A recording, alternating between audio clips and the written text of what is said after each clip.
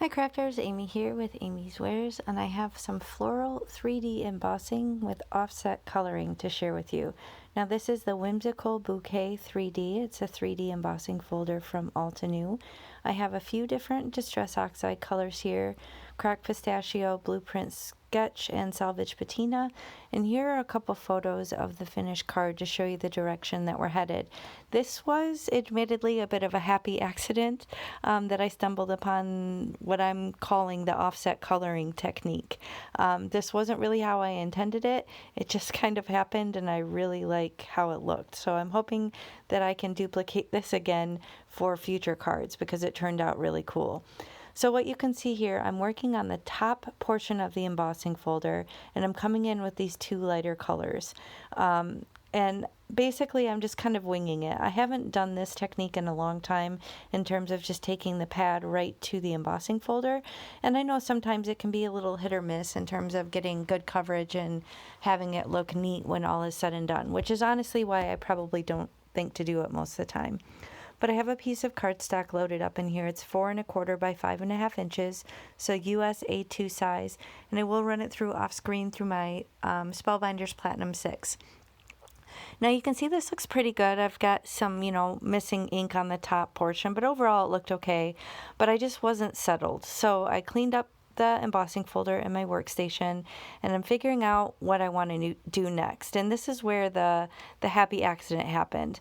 I was coming in with the Blueprint Sketch. I think initially I was just picturing doing it on the top and bottom, but then I was like, oh, I'm just going to cover the whole thing and see what happens.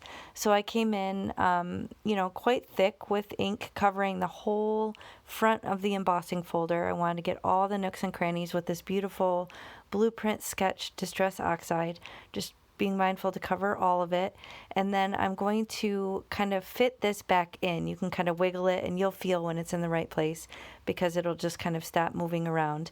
Now I'm going to close this up, run this through off screen again through my die cutting machine. And here's where the magic happened.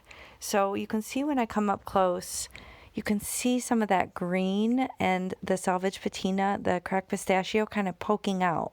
So in the areas where that ink kind of got on the raised embossed portion where it maybe wasn't supposed to, that showed like a really cool colored offset as if I intended to do it. So now the whole background is all blue, but I have this really cool kind of pops of green and the Salvaged Patina teal kind of just poking out. So again, I hope that I can duplicate this again when I go to recreate this sort of design because it's just such a cool effect. I could see it looking really neat with like a pink or some other kind of unexpected pop of color.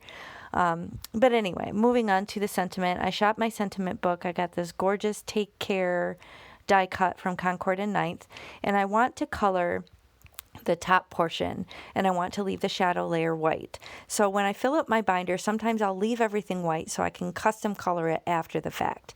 Now, if you want custom color, you can always just, take your ink pad and swipe it across some cardstock and create your own custom color and then die cut it. But since I already had it die cut out, I needed to hold it still while I smush my ink pad down onto it.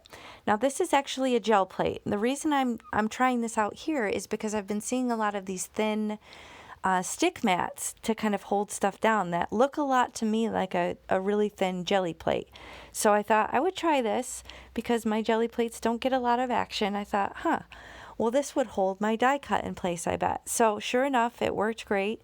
Another option here, if you have some like 2-inch Post-it tape or mint tape, you could put that sticky side up and put your die cut down on it and kind of have the same sort of effect. But I thought this is a really cool way to get more use out of my gel plate because I don't use it all that often as it's intended. And sure enough, it held everything down great. So if you have something fiddly that you need to color like this, maybe bust out your gel press if you have one because it will do a grand job of holding it down for you.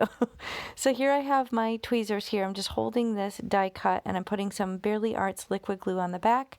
And then I'm just going to attach that after I pounce off some excess.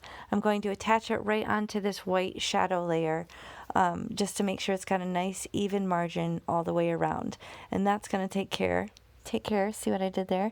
That's going to take care of my sentiment. So I popped it up with some foam tape and added some blingage, and that's going to finish the card. It's A2 size, 4¼ by 5½. And yeah, I'm so pleased with how this turned out. So y'all know I'm obsessed with these embossing folders, and this is just a fun way to use them in a new way. So thanks so much for watching. I'll catch you next time. Bye.